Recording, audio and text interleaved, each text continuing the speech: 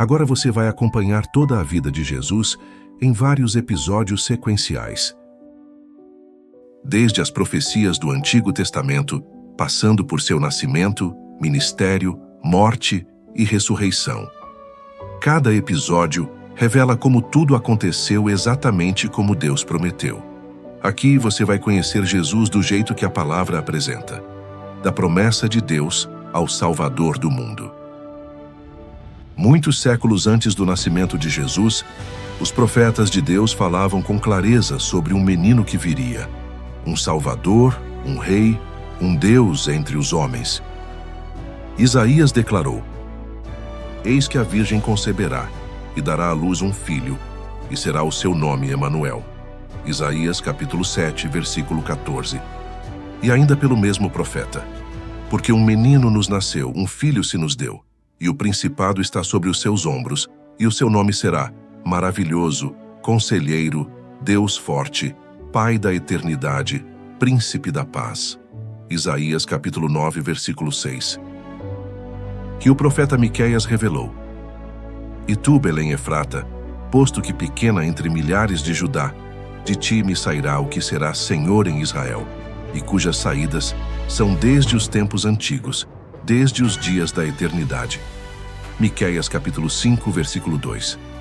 Essa profecia também foi feita muito tempo antes do nascimento de Jesus, durante o período em que Miqueias profetizava, conforme Miqueias capítulo 1, versículo 1, nos dias de Jotão, Acás e Ezequias, reis de Judá. Ou seja, a mesma geração de Isaías, séculos antes de Belém. Mesmo em dias de crise e juízo sobre o povo, Deus já anunciava com exatidão onde o Messias nasceria: em Belém, Efrata, a pequena cidade de Davi. E Jeremias também profetizou: Assim diz o Senhor: Ouviu-se uma voz em Ramá, lamentação, choro amargo.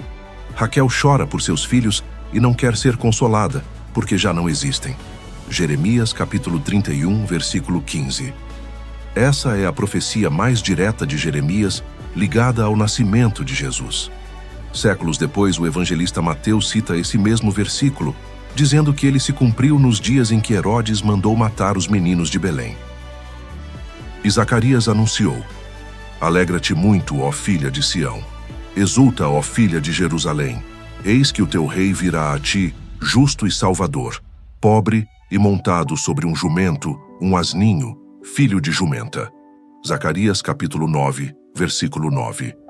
O Messias seria reconhecido não apenas por seu poder, mas por sua humildade.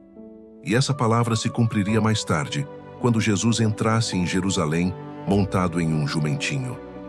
E Daniel teve uma visão celestial. E eis que vinha nas nuvens do céu um como o Filho do Homem, e dirigiu-se ao ancião de dias, e o fizeram chegar até ele. E foi-lhe dado o domínio, e a honra, e o reino, para que todos os povos, nações e línguas o servissem. Daniel capítulo 7, versículos 13 e 14. Daniel viu a exaltação do Messias, chamado aqui de Filho do Homem, o mesmo título que Jesus usaria sobre si mesmo, como aquele que recebeu domínio eterno. O nascimento de Jesus. Na plenitude dos tempos, quando tudo estava preparado no plano de Deus, ele decidiu cumprir a promessa feita desde os tempos antigos. Em uma pequena cidade chamada Nazaré, quando o mundo parecia em silêncio, Deus rompe o tempo e envia o anjo Gabriel a uma jovem chamada Maria. E o anjo diz: Salve, agraciada, o Senhor é contigo, bendita és tu entre as mulheres. Maria teme e o anjo continua: Não temas, Maria. Conceberás e darás à luz um filho, e porás o nome Jesus. Este será grande e será chamado Filho do Altíssimo. Como se fará isto, visto que não conheço homem algum? Descerá sobre ti o Espírito Santo, e a virtude do Altíssimo te cobrirá com a sua sombra. Por isso também o santo que de ti há de nascer será chamado Filho de Deus. Eis aqui a serva do Senhor, cumpra-se em mim segundo a tua palavra.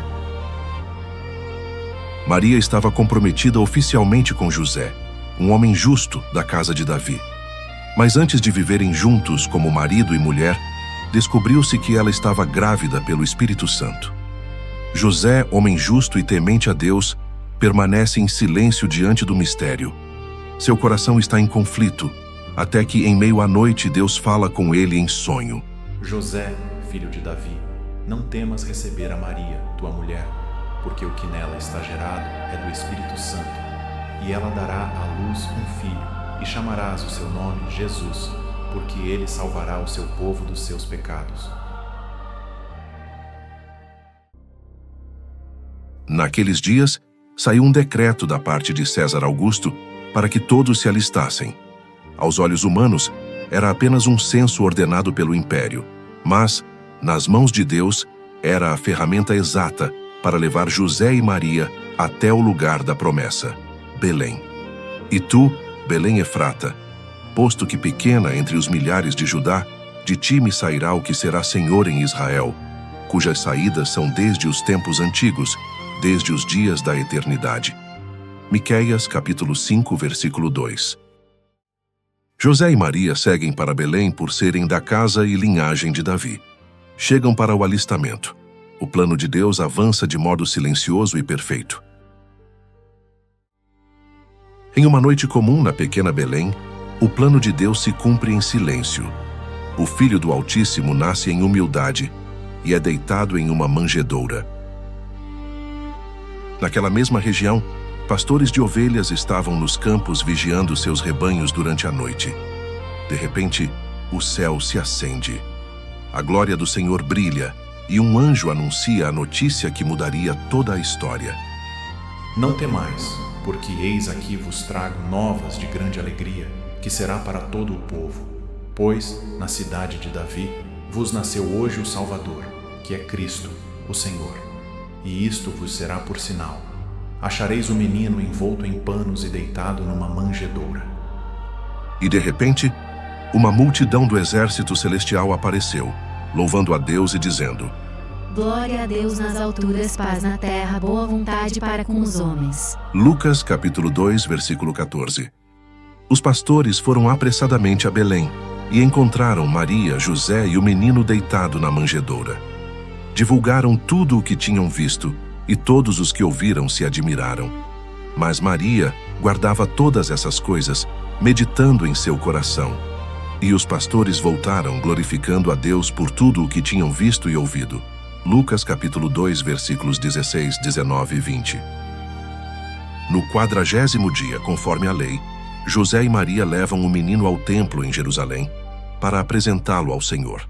Lá, um homem justo chamado Simeão, movido pelo Espírito Santo, toma o menino nos braços e declara: Agora, Senhor, podes despedir em paz o teu servo, segundo a tua palavra, porque os meus olhos já viram a tua salvação, a qual preparaste diante de todos os povos, luz para a revelação aos gentios e glória do teu povo Israel. E Simeão abençoou-os e disse a Maria: Eis que este é posto para queda e elevação de muitos em Israel, e por sinal que é contraditado, e uma espada traspassará a tua própria alma, para que se manifestem os pensamentos de muitos corações.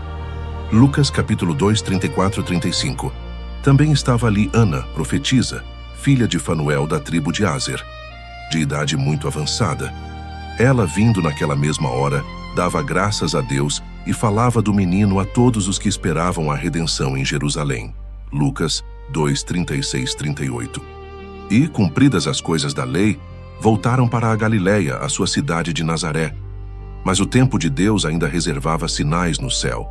Enquanto isso, em terras distantes do Oriente, Deus também movia corações. E tendo nascido Jesus em Belém da Judéia, nos dias do rei Herodes, eis que magos vieram do Oriente a Jerusalém. Mateus capítulo 2, versículo 1. Magos eram homens sábios do Oriente, estudiosos e observadores dos céus, que haviam reconhecido o sinal do nascimento do rei prometido. Ao chegarem a Jerusalém, foram ao encontro do rei Herodes, perguntando: Onde está aquele que é nascido rei dos judeus? Porque vimos a sua estrela no Oriente e viemos adorá-lo.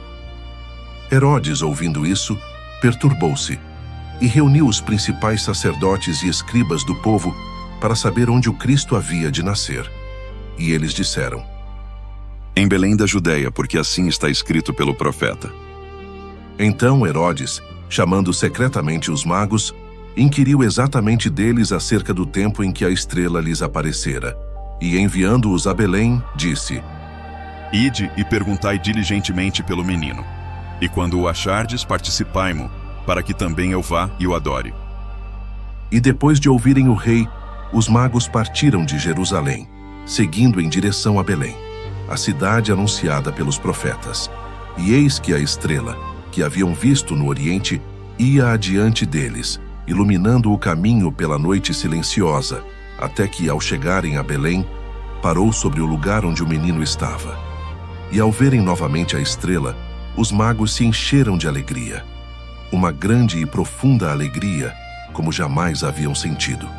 Mateus capítulo 2, versículo 10. Meses depois, em uma casa em Belém, os magos finalmente encontram o menino com Maria, sua mãe. Então se prostraram diante dele e o adoraram. Abrindo seus tesouros, ofereceram presentes: ouro, incenso e mirra, símbolos de realeza, divindade e sacrifício. E avisados por Deus em sonho para não voltarem a Herodes, regressaram ao seu país por outro caminho. E tendo eles partido, eis que o anjo do Senhor apareceu a José em sonho, dizendo: Levanta-te, toma o menino e sua mãe, foge para o Egito e fica lá até que eu te diga, porque Herodes há de procurar o menino para o matar. Então José levantou-se de noite, tomou o menino e sua mãe e partiu apressadamente rumo ao Egito. E ali ficaram até a morte de Herodes, para que se cumprisse o que fora dito pelo Senhor por intermédio do profeta: Do Egito chamei o meu filho. Mateus capítulo 2, versículos 14 e 15. Herodes, astuto, já havia perguntado aos magos o tempo exato em que a estrela aparecera.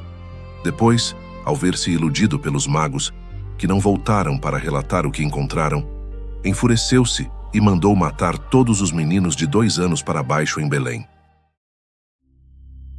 Quando Herodes morreu, um anjo do Senhor aparece em sonho a José no Egito, dizendo: Levanta-te, toma o menino e sua mãe e vai para a terra de Israel, porque já morreram os que procuravam a morte do menino. Então José levantou-se, tomou o menino e sua mãe e voltou para a terra de Israel.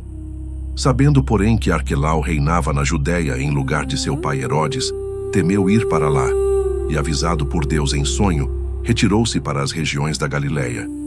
E veio habitar em Nazaré, para que se cumprisse o que fora dito pelos profetas: seria chamado Nazareno, como o renovo de uma raiz em terra seca.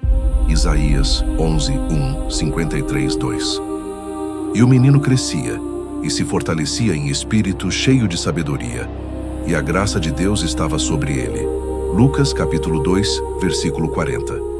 De volta a Nazaré, o tempo avança em silêncio. O menino prometido cresce sob os olhos da humanidade, mas sua origem vem da eternidade. Pois, como está escrito: no princípio era o Verbo, e o Verbo estava com Deus, e o Verbo era Deus. João capítulo 1, versículo 1. E o Verbo se fez carne, e habitou entre nós, e vimos a sua glória, como a glória do unigênito do Pai, cheio de graça e de verdade. João capítulo 1, versículo 14. O eterno se fez humano. O invisível se tornou visível. O Criador entrou em sua própria criação. E como escreveu o apóstolo Paulo: vindo, porém, a plenitude dos tempos, Deus enviou seu Filho, nascido de mulher, nascido sob a lei, para remir os que estavam debaixo da lei, a fim de recebermos a adoção de filhos. Gálatas capítulo 4, versículo 4. Jesus nasceu. Cumpriu-se a promessa. O Verbo se fez carne. Ele veio para os seus, e até hoje está entre os que o recebem. O Filho de Deus se fez homem para revelar o amor do Pai, mostrar-nos o caminho e salvar-nos do pecado. O mesmo Jesus que nasceu em Belém, continua nascendo no coração de todo aquele que crê.